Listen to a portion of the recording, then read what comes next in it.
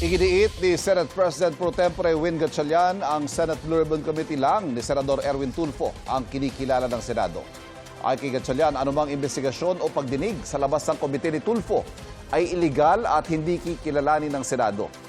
Kasunod yan ang anunsyo ni dating Congressman Mike Defensor na may pagdinig ang nasabing komite sa labas ng Senado ngayong araw. Sabi rin ni Tulfo, hindi otorisado ang inanunsyong pagdinig ni Defensor. Wala rin anyang legal standing si Defensor na mag-anunsyo para sa Senado. Tinitignan nila kung may paglabag ba si Defensor sa ginawa niyang pag-anunsyo.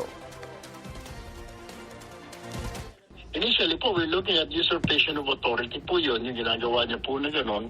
Unless kung sasabihin niya na pinost ko lang dahil inutusan ako ng minority o ng grupo ng Senator Cayetano, kaya pinost ko lang, siniyat ko lang.